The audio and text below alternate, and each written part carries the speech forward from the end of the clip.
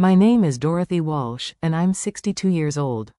Standing in my bathroom mirror at 6 in the morning, I traced the purple bruises spreading across my left cheek like storm clouds. My own son, Michael, had done this to me during our argument about money yesterday evening. 35 years I'd raised him, worked double shifts as a nurse to give him everything, and this was my reward. But as I stared at my reflection, something shifted inside me.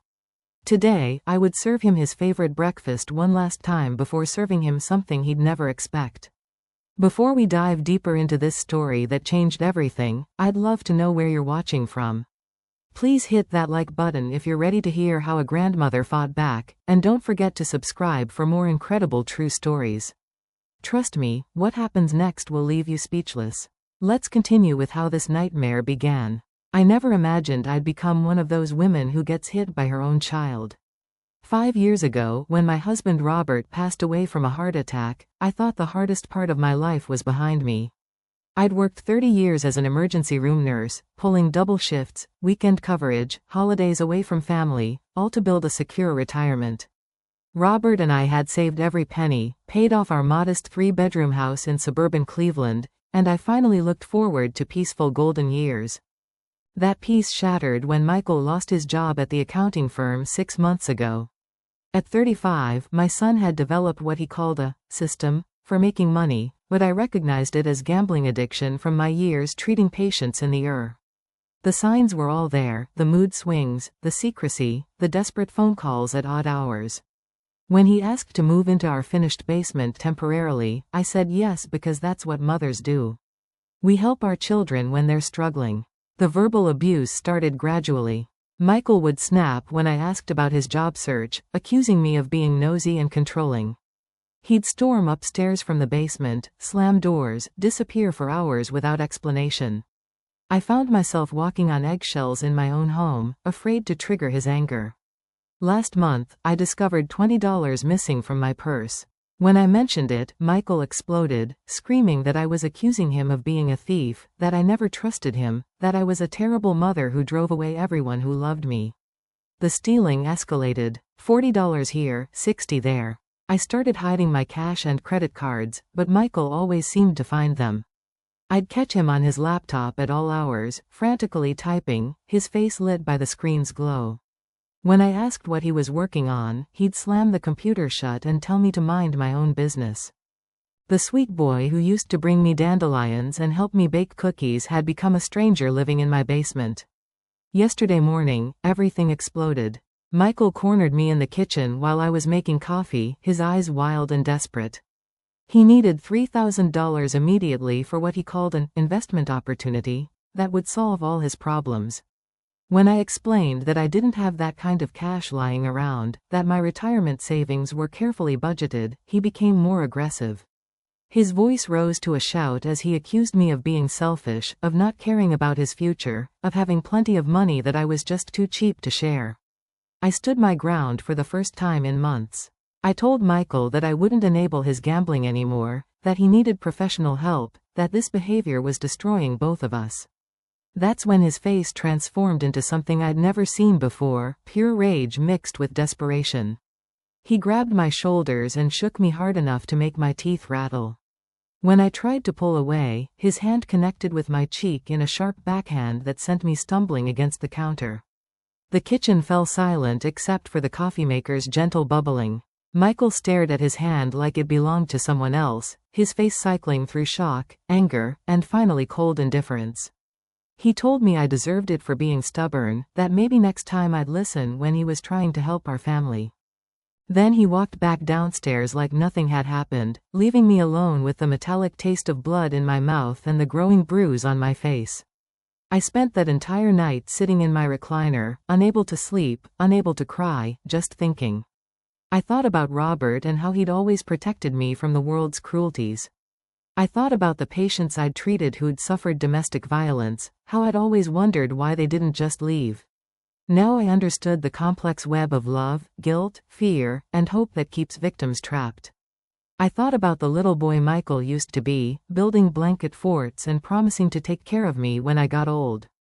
By dawn, I'd made several phone calls to people from my past who might help me. I wasn't going to be a victim in my own home anymore. My face hurt, my heart was broken, but my resolve was steel hard.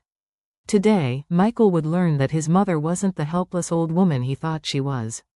Today, justice would be served with breakfast. The first call I made was to Dr. Helena Martinez at 7:30 in the morning. Helena and I had worked together in the ER for 15 years before she moved to family practice, and she'd always been the kind of friend who'd drop everything to help. When she heard my voice, shaky and careful, she immediately knew something was wrong. I asked if she could come over for coffee, and she said she'd be there within the hour. Helena took one look at my face and her medical training kicked in.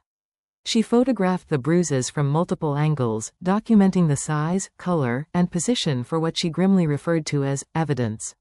While she examined my injuries, she asked careful questions about Michael's recent behavior. That's when she dropped the first bombshell that made me realize how much I didn't know about my son's activities. 3 weeks ago, a pharmacy across town had called Helena's office about suspicious prescription requests. Someone had been using my name and information to try to fill prescriptions for high-value pain medications, using her signature. The prescriptions were obvious forgeries, but professional enough that they'd fooled 2 different pharmacies before red flags went up.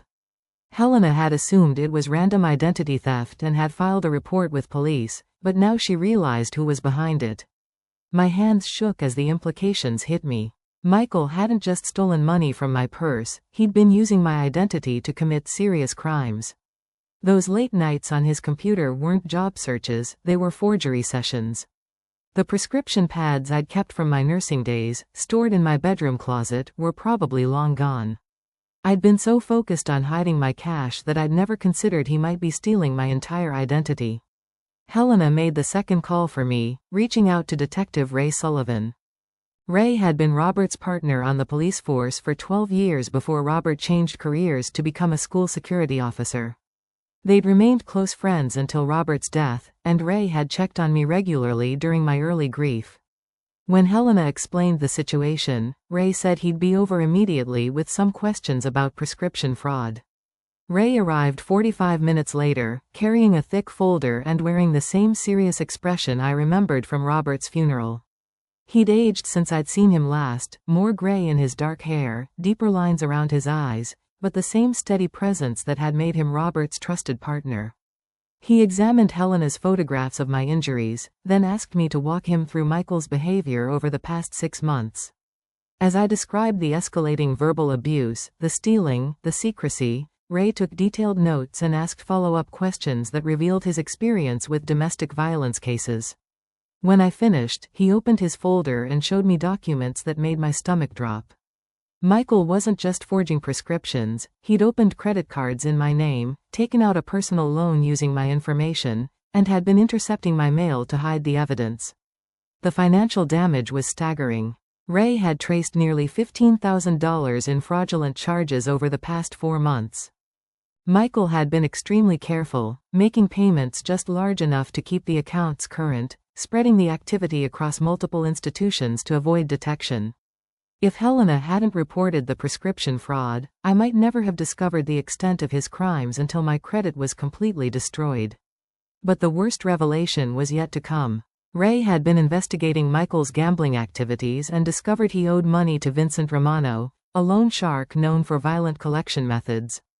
The amount was $25,000, and the deadline for repayment was next week. Michael wasn't just desperate for money to continue gambling, he was desperate to avoid being seriously hurt or killed by dangerous criminals. Ray's expression grew darker as he explained that loan sharks often target elderly family members when debtors can't pay. My house, my savings, even my physical safety could be at risk if Michael had given these people information about my assets. The attack yesterday wasn't just about money for gambling, it was about survival, which made Michael infinitely more dangerous and unpredictable. Helena and Ray exchanged glances before Ray outlined what he called an intervention plan. They would help me gather evidence of Michael's crimes while keeping me safe from both him and his creditors. Helena would document any further injuries and provide medical testimony if needed. Ray would coordinate with the district attorney's office to build a strong case for prosecution. Most importantly, they would both support me through whatever came next. I felt something I hadn't experienced in months, hope mixed with determination. For the first time since this nightmare began, I wasn't facing Michael's abuse alone. I had allies who understood the situation's complexity and were prepared to help me fight back. The little boy I'd raised was gone, replaced by a dangerous stranger who saw me as nothing more than a source of money. It was time to stop being his victim and start being his consequence. Tomorrow morning, I would serve Michael his favorite breakfast one last time. But hidden in that gesture of apparent maternal love would be the beginning of real justice. I woke up before dawn with the kind of clarity that only comes after making a life-changing decision. Ray had provided me with tiny recording devices, no bigger than shirt buttons, which Helena helped me position around the kitchen and dining room the night before. Michael had no idea that every word he spoke would be captured as evidence of his crimes. The breakfast preparation felt surreal, almost like performing a sacred ritual for the last time. I made Michael's childhood favorites: thick-cut bacon, fluffy buttermilk pancakes with real maple syrup, scrambled eggs with sharp cheddar cheese, and fresh orange juice. The same breakfast I'd made for him on every birthday, every first day of school, every time he'd been sick or sad. The irony wasn't lost on me that this final maternal gesture would be the catalyst for his destruction. Michael emerged from the basement around 9:30, his hair messy from sleep, wearing the same clothes from yesterday. He glanced at my bruised face with complete indifference, as if hitting his mother was just another Tuesday morning activity. The casual cruelty of that look strengthened my resolve. This wasn't my son anymore, this was a predator who happened to share my DNA. He sat at the kitchen table where he'd eaten thousands of meals as a child, completely oblivious to the recording devices capturing his every word. I served him the elaborate breakfast with a smile, playing the role of the loving, forgiving mother one final time. He ate without thanking me, shoveling food into his mouth while scrolling through his phone, probably checking gambling websites or avoiding calls from creditors. I sat across from him with my own plate, untouched, and began asking what I hoped sounded like innocent questions about his business ventures. I'd learned from my nursing career that the best way to get information from difficult patients was to seem genuinely interested in their problems. Michael's ego made him particularly susceptible to this approach, especially when he thought he'd successfully intimidated me into submission. The conversation started slowly, with Michael giving vague answers about investment opportunities and business partnerships. But as he ate more and relaxed into his sense of superiority, his responses became more detailed and incriminating. He bragged about how easy it was to fool stupid pharmacists with fake prescriptions. He laughed about how simple it had been to open credit accounts using my information, joking that having a mother with excellent credit was better than winning the lottery. His arrogance reached stunning heights when he described the loan shark situation as a temporary setback that would be resolved once I came to my senses about sharing my resources with family. He actually used the phrase family investment to describe stealing my identity and putting my home at risk to pay his gambling debts. The way he spoke, with complete confidence and zero remorse, made it clear that hitting me had crossed some final line in his mind. I was no longer his mother, I was his personal bank account. When I asked about the prescription pads from my nursing supplies, Michael's smile turned predatory. He admitted taking them months ago, along with my old hospital ID badge and several pieces of my personal mail. He'd been practicing my signature for weeks before attempting the first forgery. The level of premeditation was breathtaking. This wasn't impulsive desperation, it was calculated crime. The most chilling moment came when Michael described his future plans. Once he got the $25,000 to pay off Romano, he intended to take out a home equity loan against my house. He'd already researched the process and determined that my property could secure at least $40,000 in additional credit. When I started to protest, his demeanor shifted instantly from casual arrogance to cold menace. That's when I told him I knew everything. I explained calmly that I'd spoken with Helena about the prescription fraud, that I'd seen the credit card statements Ray had uncovered, that I knew about Vincent Romano and the gambling debts. Michael's fork clattered to his plate as his face cycled through shock, rage, and calculation. For several seconds, the only sound in the kitchen was the quiet hum of the recording devices capturing his confession. Michael's explosion was swift and terrifying. He swept his plate off the table, sending pancakes and syrup flying across the floor. He lunged toward me, screaming that I was a stupid, nosy witch who'd ruined everything with my meddling. He grabbed my wrists so hard I felt bones grinding together, his face inches from mine as he promised to teach me a real lesson about keeping my mouth shut. That's exactly when Ray walked through the front door with 2 other officers, their timing perfect thanks to the text message I'd sent when Michael started eating. The look on Michael's face when he realized he'd been trapped was almost worth the months of abuse I'd endured. Ray calmly informed my son that he was under arrest for prescription fraud, identity theft, elder abuse, and assault. The recording devices had captured everything they needed for multiple felony charges. As the officers handcuffed Michael, he screamed threats and accusations, blaming me for destroying our family, calling me a traitor who'd sided with strangers against her own blood. His words bounced off me like rain on steel. I watched them load him into the patrol car with something approaching peace. The little boy who'd once promised to protect me was gone, replaced by a criminal who'd terrorized me in my own home. Justice, it turned out, tasted better than any breakfast I'd ever cooked. The 24 hours following Michael's arrest passed in a strange mixture of relief and anxiety. For the first time in months, I slept soundly in my own house, without fear of verbal abuse or violence. But that peace shattered when Ray called the next evening with news that made my blood run cold. Michael had been released on bail, and the person who'd posted the $10,000 was my daughter Janet. Janet arrived at my house an hour later, her face twisted with an anger I'd never seen before. She'd driven 6 hours from Pittsburgh the moment she learned about Michael's arrest, and she was furious with me for involving the police in family business. According to Janet, I should have handled Michael's problems privately, with patience and understanding, not with criminal charges that would destroy his future prospects. I tried to explain about the months of escalating abuse, the prescription fraud, the identity theft, but Janet cut me off with a revelation that stopped me cold. She knew about everything, had known for months, because she'd been helping Michael access my financial accounts. The emergency contact authorization I'd signed when Janet was handling my medical insurance paperwork last spring hadn't been just for healthcare decisions, it had included banking access. The scope of their conspiracy hit me like a physical blow. Janet had been monitoring my account balances, reporting back to Michael about my spending patterns and available funds. When Michael needed quick cash, Janet would transfer money from my savings to checking, making it look like normal account management. She'd even helped him research credit cards and loans he could open in my name, providing insider information about my financial history. Janet's justification was breathtaking in its selfishness. She claimed they were protecting me from my own poor money management, and ensuring that family resources were used efficiently.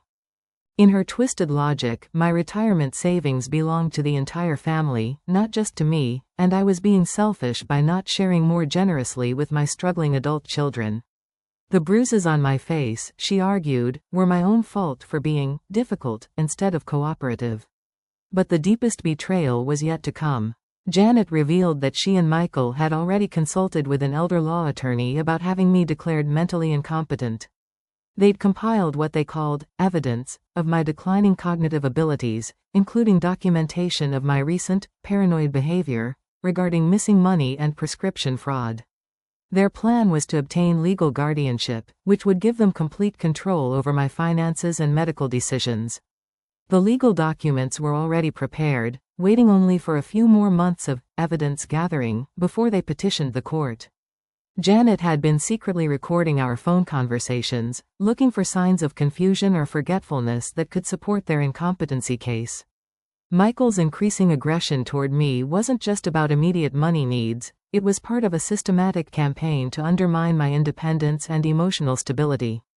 As Janet explained their scheme with casual matter-of-factness, I realized how completely I'd misunderstood my children's motivations. This wasn't addiction-driven desperation or temporary financial stress, this was calculated elder abuse orchestrated by both my adult children working together. They saw me as an obstacle to accessing what they considered their inheritance, rather than as their mother who deserved respect and protection. The conversation grew more heated when I told Janet that I wouldn't be dropping the charges against Michael. Her mask of concerned daughter finally slipped completely, revealing the cold calculation underneath. She informed me that if I insisted on destroying Michael's life, she would make sure I regretted it. She had enough evidence of my mental incompetency to fast-track the guardianship proceedings, and she wouldn't hesitate to use it. Janet's threats extended beyond legal action. She reminded me that she was the beneficiary of my life insurance policy and the inheritor of the house according to my will. She suggested that my continued stubbornness might force them to explore other options for resolving our family situation. The implications were chilling. My own daughter was essentially threatening my life over money. When Michael returned home later that evening, his bail conditions explicitly prohibited contact with me, but Janet's presence provided him cover. He walked into my house like he owned it, his earlier fear replaced by renewed arrogance. He'd spent his time in jail consulting with other inmates about how to handle family problems, and he'd returned with new strategies for intimidating me into submission. The next few hours were a masterclass in psychological terrorism. Michael and Janet worked together to gaslight me, alternating between false concern for my mental health and subtle threats about what would happen if I continued cooperating with police. They moved through my house freely, going through my papers, discussing my belongings like I wasn't even there, planning how they would help me manage my affairs. By midnight, I understood that my initial victory over Michael had only escalated their campaign against me. They weren't going to back down or seek treatment or apologize. They were going to double down on their criminal behavior until they had complete control over my life and assets. The sweet children I'd raised and sacrificed for were gone, replaced by predators who saw my love as weakness and my resources as their rightful property. I excused myself to go to the bathroom, where I quietly called Helena and asked her to come get me immediately. I couldn't stay in that house with both of them plotting against me, and I needed time to develop a strategy for fighting back against this expanded conspiracy. As I gathered a few essential items, I could hear them in the kitchen, dividing up responsibilities for their next phase of attack. The war for my independence was just beginning. 3 days into my stay at Helena's house, I thought I'd found temporary safety while Ray and the district attorney built their case against Michael. That illusion shattered on Thursday morning when Helena's neighbor called to report that 2 large men were standing on my front porch, pounding on the door and shouting threats. The loan sharks had come to collect, and Michael's desperation had reached dangerous new levels. Ray met us at my house 20 minutes later, after the men had disappeared. The scene they'd left behind was designed to send a message. My front windows were intact but marked with what looked like chalk, a traditional warning sign that the property was under surveillance. Worse, they'd somehow accessed my backyard and spray-painted, "Pay Up," across my garden shed in large red letters that my neighbors could see from their windows. Inside the house, the evidence of their visit was more disturbing. They'd somehow gained entry, probably through the basement door that Michael always left unlocked, and had conducted what Ray called a soft search. Nothing was obviously missing, but drawers had been opened and closed carelessly, closets had been rifled through, and papers were scattered across my desk. They were cataloging my possessions, determining what could be seized to satisfy Michael's debt. Ray questioned the neighbors and discovered that Vincent Romano's men had been watching my house for several days, taking note of my routines and security measures. Mrs. Chen from next door had seen them photographing my car's license plate and testing my windows and doors. The systematic nature of their surveillance suggested they were preparing for more aggressive collection methods if Michael couldn't produce payment soon. The financial pressure on Michael had intensified exponentially since his arrest. Not only did he still owe Romano the original $25,000, but his legal troubles had made him a flight risk, which meant the loan shark was demanding immediate payment plus penalty fees. The total debt had ballooned to $37,000, with daily interest accumulating at predatory rates that made repayment nearly impossible. Janet called me that afternoon with barely concealed panic in her voice. She'd received threatening phone calls at her Pittsburgh home, with men describing her children's school schedules and her husband's work routine. Romano's organization had expanded their pressure campaign to include my daughter's family, making it clear that Michael's debt was now considered a family obligation that would be collected from any available source. But Janet's call wasn't motivated by concern for family safety, it was another attempt to manipulate me into providing money. She demanded that I liquidate my retirement accounts immediately to pay off Michael's debts, arguing that the danger to her children was my responsibility since I'd caused the problem by involving police. When I refused, she became hysterical, screaming that I was willing to let my own grandchildren be hurt because of my selfish pride. The situation deteriorated rapidly over the next 48 hours. Michael violated his bail conditions by coming to my house repeatedly, sometimes alone, sometimes with Janet, sometimes with people I didn't recognize who looked like they'd stepped out of a crime movie. Each visit was more aggressive than the last, with Michael becoming increasingly frantic as Romano's deadline approached. On Saturday evening, I made the mistake of returning to my house to collect more clothes, thinking the mid-afternoon timing would be safe. Michael was waiting in the kitchen with Janet and two men I'd never seen before. The strangers were obviously Romano's representatives, their expensive suits contrasting sharply with the cold menace in their eyes. Michael had brought them to meet me directly, hoping that face-to-face intimidation would succeed where previous pressure had failed. The conversation was a surreal mixture of polite threats and financial negotiation. The lead man, who introduced himself only as Vincent's associate, explained that they understood I was having family difficulties, but that business obligations transcended personal disputes. Michael's debt was legitimate, the terms had been clearly explained, and payment was now overdue. They were prepared to be flexible about payment methods, accepting property transfers, retirement account withdrawals, or other asset liquidation. When I explained that I wouldn't be paying my son's gambling debts under any circumstances, the atmosphere in my kitchen turned deadly quiet. The associate calmly informed me that my cooperation wasn't actually required. They'd already researched my financial situation and identified multiple collection options. My house could be seized through forged power of attorney documents, my bank accounts could be accessed through identity theft, or my personal safety could be used as leverage to encourage voluntary compliance. Michael's desperation reached new heights as he literally begged me to save him from the consequences of his own actions. He promised he'd get treatment for his gambling addiction, that he'd pay back every penny, that he'd never ask for money again if I'd just help him this one last time. But his promises were undermined by his earlier threats and violence, and I could see in his eyes that he'd say anything to avoid facing Romano's wrath. The visit ended with what amounted to a kidnapping attempt. When I tried to leave, the associates blocked my path to the door while Michael pleaded with me to be reasonable about family obligations. Janet stood by silently, apparently willing to let strangers terrorize her mother as long as it protected her own children from similar treatment. Only my quick thinking in triggering the panic button Ray had given me brought police to the scene before the situation escalated to physical violence. As squad cars surrounded my house, the loan sharks disappeared like smoke, leaving only Michael and Janet to face questioning about the attempted intimidation. But their legal troubles were expanding faster than Ray could keep up with. Michael now faced additional charges for violating bail conditions and conspiracy to commit extortion. Janet was looking at her own charges for aiding and abetting criminal activity. Most importantly, I was finally beginning to understand that my children's betrayal was complete and irreversible. The little boy who'd once built me Father's Day cards from construction paper was now working with dangerous criminals to steal my life savings. The daughter who'd called me every Sunday for 20 years was now willing to let strangers threaten my safety to protect her own interests. They weren't my children anymore, they were predators who shared my DNA, and I needed to start treating them accordingly. After the loan shark confrontation, I spent 3 weeks living with Helena while my house was fitted with a professional security system and Ray coordinated with federal agents who were investigating Vincent Romano's organization.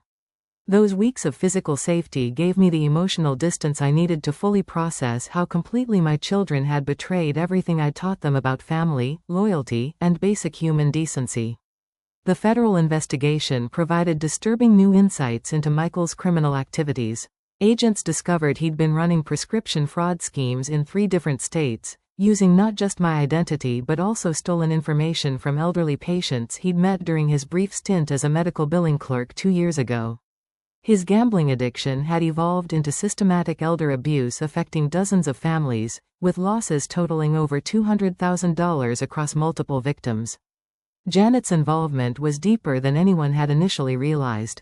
Phone records showed she'd been coordinating with Michael for over a year, helping him identify potential elderly targets through her job at an insurance company that specialized in Medicare supplements. She'd provided him with confidential client information, including medication lists, financial assets, and family contact details. Her betrayal wasn't limited to her own mother, she'd been facilitating crimes against complete strangers. The guardianship conspiracy they'd planned against me was apparently a tested strategy they'd used before. Federal agents found legal documents suggesting they'd successfully obtained guardianship over at least 2 other elderly individuals, a retired teacher in Pennsylvania and a widowed veteran in Ohio. Those victims had been isolated from their support systems, declared incompetent through manipulated medical evaluations, and systematically robbed of their life savings before dying under suspicious circumstances. Ray's revelation hit me like a physical blow. My children weren't just criminals, they were potentially murderers who'd perfected their techniques on other families before targeting me. The prescription medications Janet had been secretly putting in my morning coffee weren't just meant to make me compliant, they were part of a long-term strategy to create documented medical evidence of cognitive decline. If their plan had succeeded, I would have joined the list of elderly victims who died in nursing homes while their children spent their inheritances. But understanding the full scope of their crimes also revealed something crucial: they'd made mistakes that left extensive evidence trails. Phone records, financial transactions, forged documents, witness statements, and recorded confessions provided federal prosecutors with everything they needed for major felony charges. Michael and Janet weren't just facing local elder abuse charges anymore, they were looking at federal racketeering indictments that carried decades in prison. The district attorney's office offered me a choice that would define the rest of my life. I could cooperate with the federal investigation, wearing recording devices and participating in controlled meetings that would help prosecutors build cases against the entire criminal network, including Vincent Romano's loan shark operation. Or I could accept plea agreements that would result in lighter sentences for my children in exchange for their cooperation against their criminal associates. For the first time since this nightmare began, I held real power over Michael and Janet's futures. They needed my mercy to avoid spending the rest of their lives in federal prison, but they'd spent months systematically destroying any reason I might have to show them compassion. The choice between justice and family loyalty wasn't actually difficult, it was devastating, but it wasn't difficult. Helena found me crying in her kitchen that night, finally grieving the death of the children I'd thought I'd raised. The little boy who'd brought me dandelions had grown up to become a predator who saw elderly people as prey. The daughter who'd once asked me to teach her to bake cookies had become a criminal who helped target other people's mothers for systematic abuse. Those children were gone, possibly had never really existed, and mourning them was a necessary step toward healing. Ray helped me prepare for what he called the performance of my life. The federal agents needed me to appear vulnerable and isolated when I met with Michael and Janet, convincing them that I was ready to cooperate with their demands in exchange for family peace. The wire I'd wear would be more sophisticated than the simple recording devices we'd used before, capable of capturing conversations even in the presence of electronic detection equipment that criminals often used. The plan was elegant in its simplicity. I would invite Michael and Janet for a reconciliation dinner, ostensibly to discuss dropping all charges and working together to pay off his debts. The conversation would be recorded as evidence of their continued criminal conspiracy, while also revealing the identities and methods of their criminal associates. By the end of the evening, federal agents would have everything they needed to dismantle the entire elder abuse network. But the emotional cost of the plan was staggering. I would have to sit across from my children and pretend to love them while they described their plans to rob and potentially kill me. I would have to smile and nod as they revealed how many other families they'd destroyed with their systematic cruelty. I would have to hide my revulsion and heartbreak while gathering evidence that would send them to prison for the rest of their lives.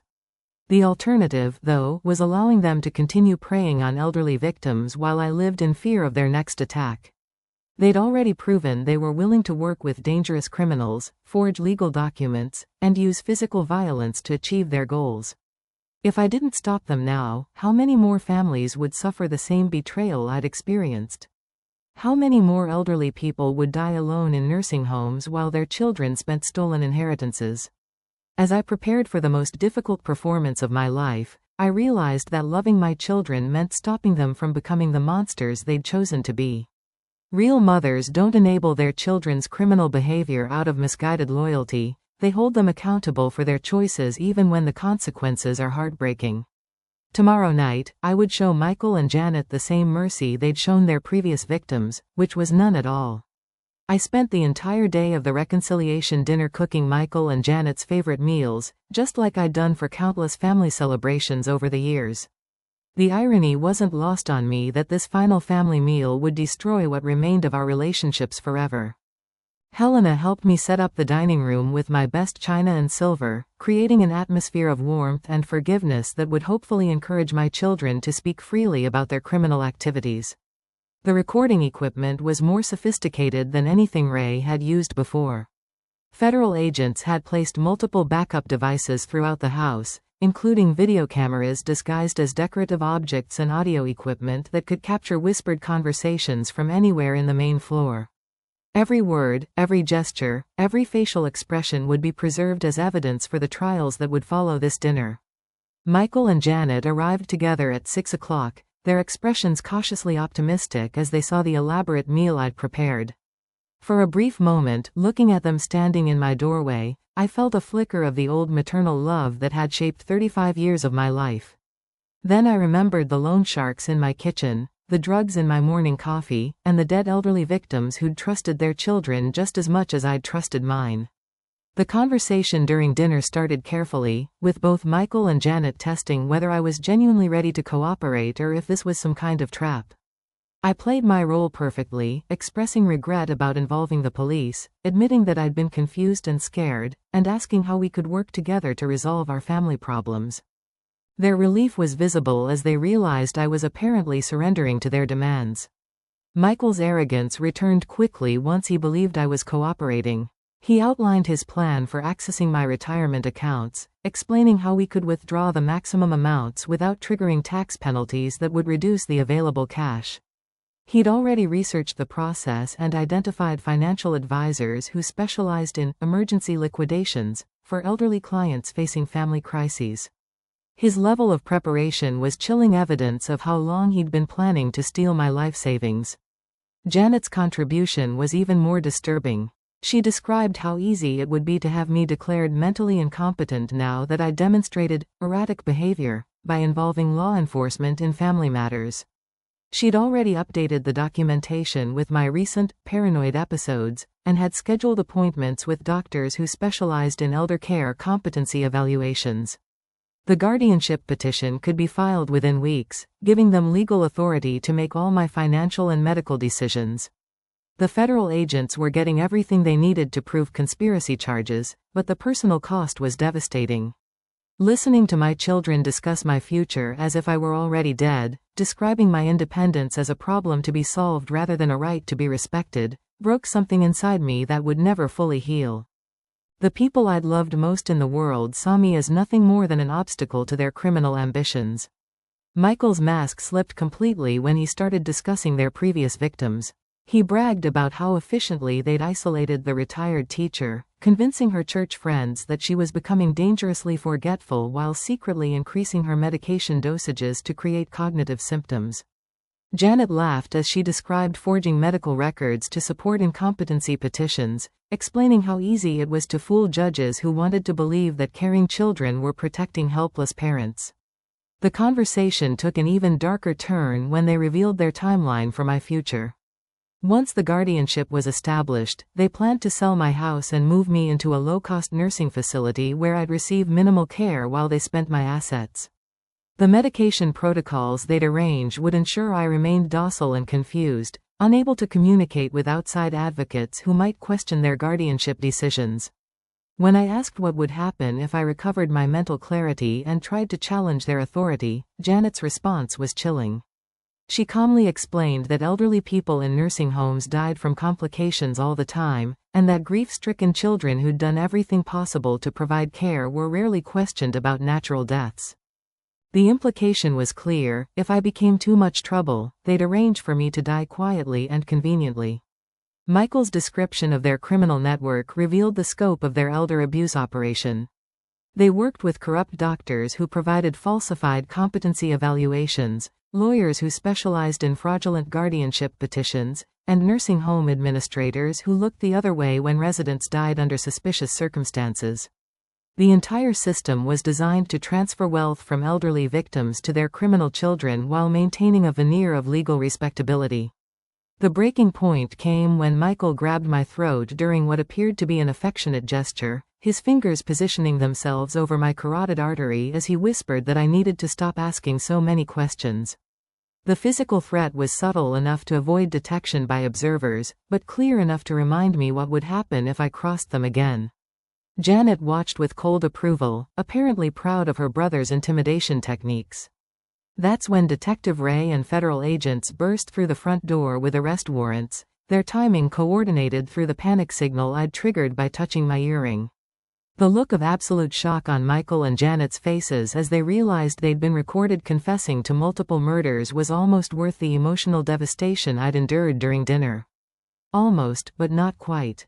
As agents read them their rights and led them away in handcuffs, Michael screamed that I'd destroyed our family with my selfishness and paranoia.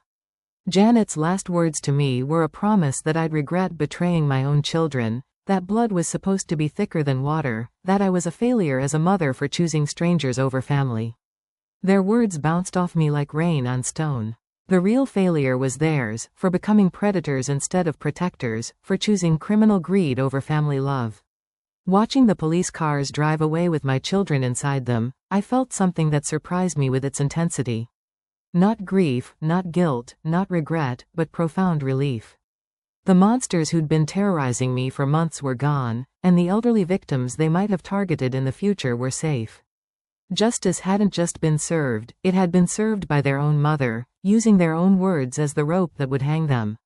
Sometimes the greatest act of love is refusing to enable the people we care about to become the worst versions of themselves. The federal courthouse in Cleveland was packed with media representatives when Michael and Janet's trial began 6 months later. Their case had become a national symbol of elder abuse, highlighting how adult children could systematically exploit their aging parents while maintaining facades of loving concern. Prosecutors had built their case around the recordings from our final dinner, presenting my children's own words as evidence of their calculated cruelty. Michael faced 47 federal charges, including racketeering, conspiracy to commit murder, prescription fraud, identity theft, and elder abuse. The evidence against him was overwhelming, from recorded confessions to financial records to testimony from surviving victims of his previous crimes. His gambling addiction, which he'd initially tried to use as a mitigating factor, was revealed to be a cover story for systematic criminal enterprise that had generated hundreds of thousands of dollars in illegal profits. Janet's charges were equally serious, with prosecutors arguing that her role as the inside source of elderly victim information made her the cornerstone of the entire criminal operation. Phone records showed she'd provided confidential client data to multiple criminal networks, facilitating elder abuse schemes across 3 states. Her position at the insurance company had given her access to Medicare records, medication lists, and financial information for thousands of elderly Americans. Vincent Romano's loan shark operation had been dismantled as a result of evidence gathered during my children's investigation. Federal agents used the recordings of threats made in my kitchen to obtain warrants for extensive surveillance, leading to the arrests of 12 members of Romano's organization on charges ranging from extortion to money laundering. My willingness to cooperate had helped destroy a criminal network that had terrorized families throughout the Midwest for over a decade. The trial lasted 3 weeks, with prosecutors presenting evidence that painted Michael and Janet as cold-blooded predators who'd perfected their techniques through years of practice. Testimony from other victims' families revealed a pattern of systematic isolation, financial exploitation, and suspicious deaths that stretched back at least 5 years. My case was just the latest in a long series of elder abuse schemes that had generated millions in criminal profits. The most difficult part of the trial was my own testimony. Sitting in the witness box, looking directly at my children while describing months of abuse and intimidation, required every ounce of strength I'd developed over 62 years of life. Michael stared at me with pure hatred throughout my testimony, while Janet maintained an expression of wounded innocence, as if she were the real victim of prosecutorial overreach. Defense attorneys tried to portray my children as loving family members who'd made mistakes while trying to help their aging mother manage her finances. They argued that my cooperation with federal agents proved I was mentally competent and therefore hadn't been truly victimized by my children's actions. The strategy was as insulting as it was ineffective, suggesting that elder abuse only counted if the victim was too impaired to seek help. The prosecution's closing argument was devastating in its simplicity. They played audio recordings of Michael and Janet describing their murder victims, laughing about forged documents, and threatening my life if I didn't cooperate with their demands. No amount of defense spin could overcome their own words, captured in high-quality audio as they planned to rob and potentially kill their own mother. The jury deliberated for less than 4 hours before returning guilty verdicts on all major charges. When the foreman read the verdicts aloud, Michael collapsed in his chair while Janet began screaming accusations at me, calling me a traitor who'd destroyed her children's lives out of spite and revenge. Her outburst only reinforced the jury's assessment of her character, proving that she still saw herself as the victim even after being convicted of systematically abusing elderly people. Sentencing came 2 weeks later, with both my children receiving the maximum penalties allowed under federal guidelines. Michael was sentenced to 35 years in federal prison without possibility of parole, effectively a life sentence for someone his age. Janet received 28 years, with eligibility for parole only after serving at least 20 years. Their criminal careers were over, their futures destroyed by their own choices and actions. The financial restitution ordered by the court was staggering. Michael and Janet were jointly liable for over $300,000 in damages to their various victims, plus court costs and investigation expenses. Every asset they'd accumulated through their criminal activities was seized, including Janet's house in Pittsburgh and Michael's collection of expensive electronics purchased with stolen money. They would emerge from prison, if they lived that long, with nothing but the clothes on their backs. But the most satisfying moment of the entire legal process came during the victim impact statements. I stood at the podium facing my children one final time, and told them exactly what their betrayal had cost our family. I described the months of fear, the sleepless nights, the destruction of trust that had taken 60 years to build. I explained that their actions hadn't just hurt me, they'd destroyed any possibility of relationships with their own children, who would grow up knowing their parents were convicted murderers. As I finished my statement and walked back to my seat, Michael called out that he was sorry, that he'd never meant for things to go so far, that he still loved me and hoped I could forgive him someday. But his apology felt hollow and calculated, just another manipulation attempt from someone who'd spent months threatening my life. Real remorse requires acknowledgement of harm and commitment to change, not just regret about getting caught. Leaving the courthouse after sentencing, surrounded by federal agents and victim advocates who'd supported me through the trial, I felt something I hadn't experienced in over a year.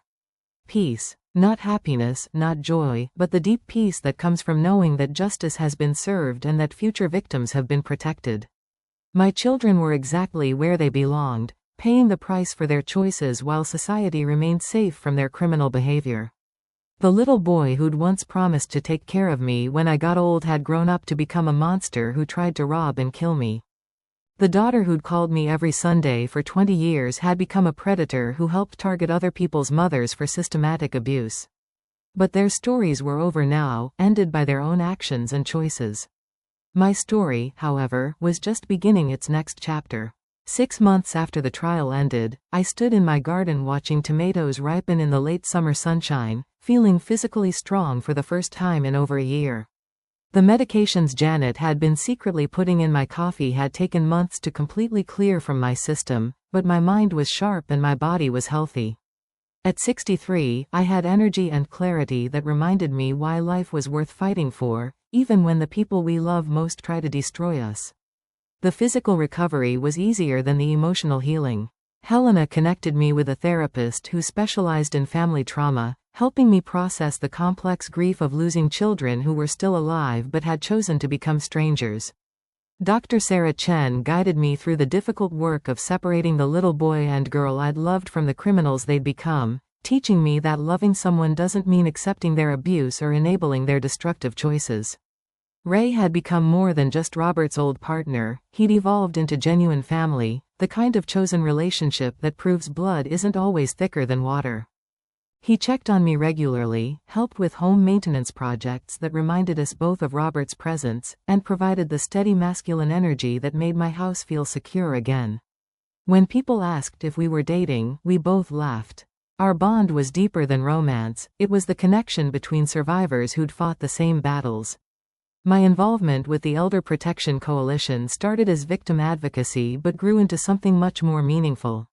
Speaking at conferences and training seminars, sharing my story with law enforcement officers and social workers, I discovered that my experience could help protect other families from similar betrayals. The audiences were always shocked by the sophistication of Michael and Janet's criminal operation, but they were inspired by my decision to fight back instead of becoming a passive victim. The financial recovery exceeded everyone's expectations. The court-ordered restitution would never be fully paid, but victim compensation funds and insurance settlements restored most of my losses. More importantly, the federal investigation had frozen my children's access to my accounts before they could steal my retirement savings, leaving me financially secure despite their criminal efforts. My house remained mine, my independence remained intact, and my future remained bright. The most difficult part of healing was learning to forgive myself for missing the warning signs that my children had become dangerous. Dr. Chen helped me understand that love makes us vulnerable to manipulation by people we trust, and that my maternal instincts had been used against me by skilled predators who understood exactly which emotional buttons to push. My failure wasn't in loving my children too much, it was in not loving myself enough to demand better treatment. The letters from prison started arriving about a year after sentencing. Michael's messages were masterpieces of manipulation, filled with apologies and promises and subtle blame directed at everyone except himself. He'd found religion in prison, he claimed, and understood now that his actions had been influenced by his gambling addiction and the wrong crowd of friends. If I would just visit him, he was certain we could rebuild our relationship on a foundation of mutual forgiveness and Christian love. Janet's approach was different but equally manipulative. Her letters focused on her children, describing how much they missed their grandmother and how confused they were by my absence from their lives. She implied that my refusal to maintain contact was punishing innocent grandchildren for their mother's mistakes, a calculated appeal to my maternal guilt that might have worked before I learned to recognize emotional manipulation. I responded to exactly one letter, sending both of them copies of the same brief message. I wrote that I hoped prison would give them opportunities for genuine reflection and personal growth, but that I had no interest in maintaining relationships with people who'd tried to rob and murder me. I wished them well in their efforts to become better people, but I would not be part of that process. Love sometimes requires boundaries that feel cruel but are actually necessary for everyone's well-being. The most healing moment of my recovery came during my grandson Timothy's college graduation. Janet's son had maintained contact with me throughout his mother's legal troubles, recognizing that his grandmother was a victim rather than a villain in their family's destruction. At 19, Timothy showed wisdom and maturity that his mother had never developed, choosing love and truth over criminal loyalty and family secrets. Walking across that university campus with Timothy, watching him receive his degree in social work with a specialization in elder care, I felt profound pride mixed with hope for the future. One branch of my family tree had been poisoned by greed and criminal behavior, but another branch was growing strong and healthy, dedicated to protecting vulnerable people rather than exploiting them. Timothy's choice to study elder advocacy wasn't coincidental, it was his way of honoring what his grandmother had survived while ensuring that future generations would be better protected. The final piece of my healing came through an unexpected friendship with Maria Santos, whose elderly father had been one of Michael and Janet's earlier victims before my case exposed their criminal network. Maria and I met during the trial and discovered a bond that transcended our shared trauma. Together, we developed educational programs for family caregivers, teaching them to recognize the warning signs of elder abuse and showing them that love doesn't require accepting mistreatment from adult children. Standing in my garden that September evening, watching the sunset paint my flowers in shades of gold and amber, I reflected on the journey that had brought me from victim to survivor to advocate. The little boy who'd promised to protect me had grown up to become someone who tried to destroy me, but his failure had revealed my own strength and resilience. The daughter who'd called every Sunday for 20 years had chosen criminal greed over family love, but her betrayal had taught me the difference between enabling and genuine care. My story wasn't about perfect children who disappointed their loving mother, it was about a woman who refused to be destroyed by people who happened to share her DNA. Real family is built on mutual respect, shared values, and genuine care for each other's well-being. Blood relationships that lack those foundations are just biological accidents, not sacred bonds that require unlimited forgiveness of criminal behavior. The greatest lesson I learned was that sometimes the most loving thing you can do for someone is to hold them accountable for their choices, even when the consequences are devastating for everyone involved. I'd spent 35 years enabling Michael's problems and making excuses for Janet's selfishness, believing that maternal love meant accepting whatever behavior they chose to display. But real love requires boundaries, expectations, and the willingness to say no when someone's actions become harmful to themselves or others. What would you have done in my situation? Have you ever had to choose between family loyalty and doing what's right? I'd love to hear your thoughts in the comments below. Please hit that like button if this story resonated with you, and subscribe for more true stories about overcoming family betrayal and finding strength in the darkest moments. Share this video with someone who might need to hear that they're not alone in facing difficult family situations. Thank you for listening to my story, and remember that you're stronger than you know, even when the people who should protect you try to tear you down. Until next time, keep fighting for the life you deserve, no matter who tries to take it away from you.